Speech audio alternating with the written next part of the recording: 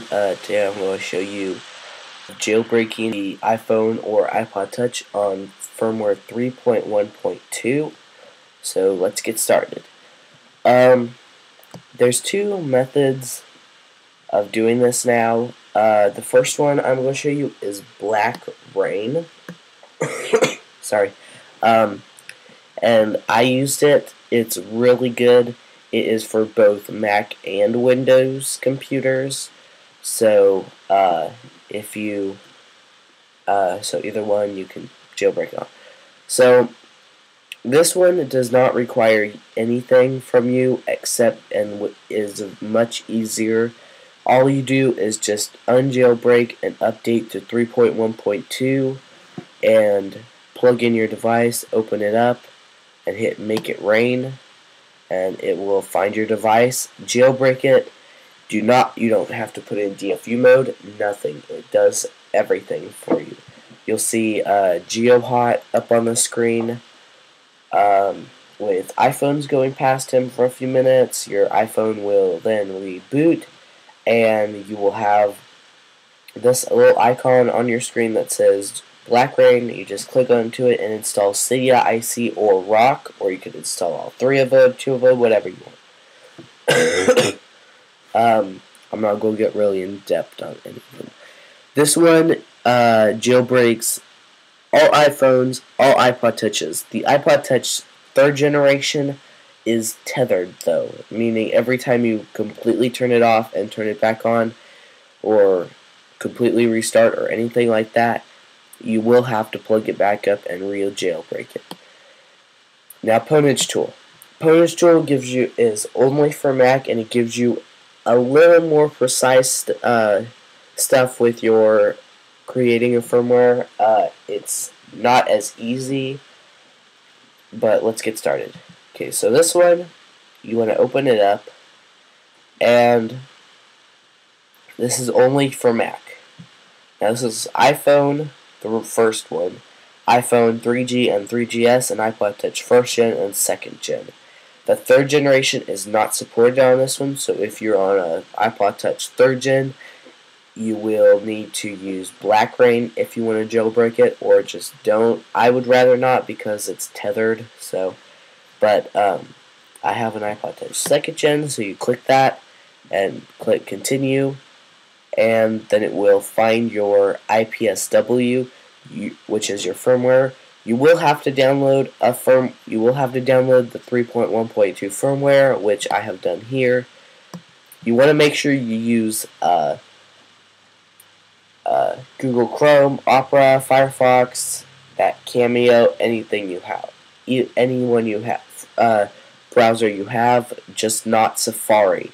Safari will open it up as either some weird code or save it as a zip file, which iTunes does not know. You can use Google Chrome. I have Google Chrome here. It is not officially announced by Google that it's for Mac, so look on my other YouTube video to get Google Chrome. It's found my firmware. You just click on it and click Next.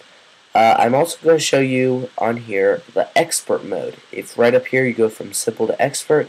Expert mode gives you more precise editing with it. So you just select it, click Next.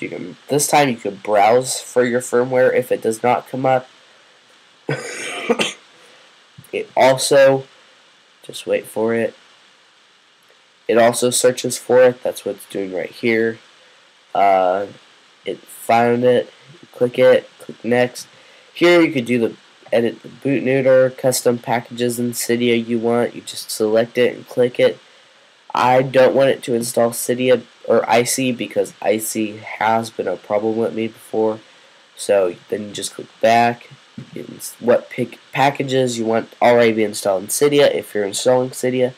General stuff, custom logos. You can choose what custom boot logo you want, or if you don't want a custom one, you just click that. Same with recovery mode.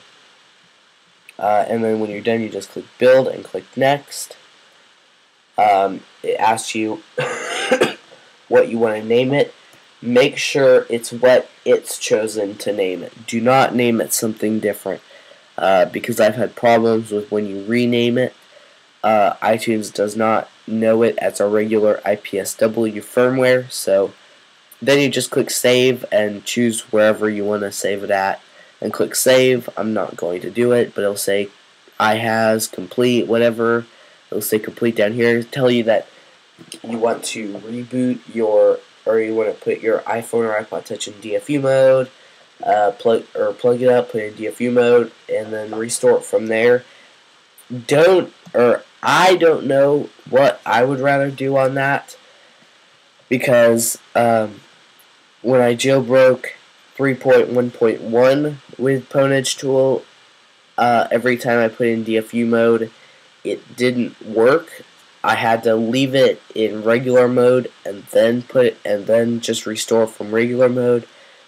All you want to do is go into iTunes, go to your device, hold down Shift if you're on Windows, hold down Option if you're on Mac, and click Restore, and then make sure you select the one that says Custom. You want to make sure it says Custom right here. Custom.